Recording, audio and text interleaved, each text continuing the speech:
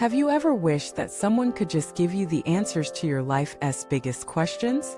Have you hoped that a mentor, a guru, or a teacher could just download wisdom into your soul and save you years of struggle? Welcome back to the channel. I'm glad you're here. Today we're diving into a topic that strikes at the core of the human journey, one that challenges the idea that someone else can walk your path for you, think for you, or feel for you. We're going to explore why real understanding, real clarity, real enlightenment cannot be transferred, borrowed, or inherited. It must be lived. And in that truth lies the deepest freedom you'll ever know. Imagine this. You're standing at the edge of a vast forest. You have a map handed to you by someone who claims to have walked the path. They show you trails, shortcuts, danger zones. You thank them and begin your journey. But just 10 minutes in, the landscape shifts. The trees move. The terrain changes. The map becomes useless. You now face a choice. Panic and retreat, or put down the map and begin to feel your way through. This is what happens in the pursuit of inner truth. No matter how many books you read, lectures you attend, or teachings you consume, when it comes to waking up to your own life, there is no substitute for walking the path yourself. Let me share with you the story of a man named Elijah. Elijah was a seeker. From the age of 18, he traveled across continents, sat with monks in the Himalayas, studied with shamans in the Amazon, practiced silence in monasteries, and read every spiritual text he could find. He gathered experiences like trophies, collecting wisdom like coins. But inside he still felt hollow. The stillness he read about eluded him. The inner peace remained a rumor. He was doing everything right but feeling everything wrong. One day, exhausted, Elijah returned home. He was broke, disillusioned, and questioning everything. In his parents' garage, he sat on a dusty mat, closed his eyes, and simply breathed. For the first time in years, he wasn't trying to achieve enlightenment. He just was. And in that simplicity, something shifted. It wasn't dramatic. There were no visions, no blissful explosions. Just a quiet awareness that he didn't need to search anymore. He had finally begun to understand. Wisdom isn't a place you reach, it's a way you relate to everything. And that relationship is deeply personal. No one else can live it for you. Here's the truth most people don't want to hear. You can't download enlightenment like an app. You can't outsource awakening. You can't copy-paste clarity. You have to earn it through awareness, through failure, through stillness, through heartbreak, through surrender, through walking into your own contradictions and making peace with them. Let us go deeper. There are 3 reasons why no one can replace your own path toward awakening. First, your experiences are unique. No teacher, no book, no doctrine can fully understand the complexity of your past, the nuance of your trauma, the shape of your hopes. That means the way you interpret truth will always be flavored by your story. That's not a weakness, it's a gift. Your unique path is your curriculum.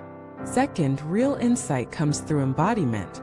You can read about compassion, but until you sit with someone in grief, you don't know compassion. You can study presence, but until you feel your breath in the middle of chaos, you haven't lived it. Understanding must descend from the mind into the body, into your choices, your reactions, your silence. Third, awakening is not an event, it's a practice. It's not something you have. It's something you do again and again. And no one else can do your practice for you. This is why the deepest spiritual teachers never give answers. They ask better questions. Because they know that truth only lands when you are ready to hold it. Let us pause here. How often do you outsource your knowing? Think about it. Do you wait for validation before making decisions? Do you consume endless content hoping for a breakthrough? Do you trust others' opinions more than your own intuition? These are all signs that you're afraid to stand in your own wisdom. But here's the paradox.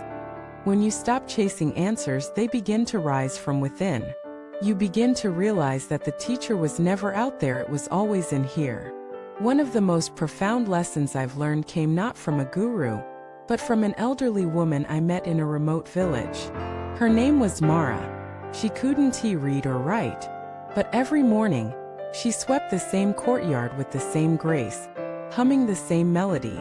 When I asked her why she seemed so peaceful, she said, "Because I know who I am, and I'm not in a hurry to be anyone else." That's the essence of awakening. It's not dramatic. It's not flashy. It's deeply grounded in the ordinary. And yet, it changes everything. When you begin to truly walk your path, you stop trying to impress, compare, compete. You no longer need to convince others of your worth. You no longer need external permission to rest, to act, to love, to let go. You begin to live from truth, not just toward it. And this is where the real beauty unfolds. You become spacious. You become soft where you were rigid. You become curious where you were judgmental. You become patient where you were frantic. Because now, you're not seeking the path, you are the path. You don't need someone else to wake up for you. You need to wake up to yourself. This journey can feel lonely, but it's the most intimate companionship you'll ever have. And here's a secret. The more you walk your truth, the more you begin to attract others who are walking theirs. Not because you need each other, but because you see each other. No masks, no roles, just presence.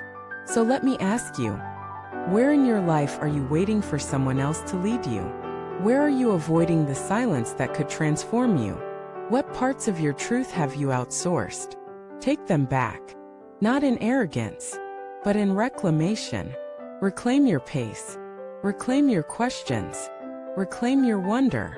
Because only you can see the world through your eyes. Only you can walk in your shoes. Only you can heal your wounds in the way your soul requires. The moment you accept that, you begin to move from dependency to freedom, from imitation to authenticity, from seeking to being. And that shift, that's the beginning of enlightenment. If today's message resonated with you, drop a comment below. Tell us what it means for you to walk your own path. Share your story of realization, no matter how small. Every insight counts.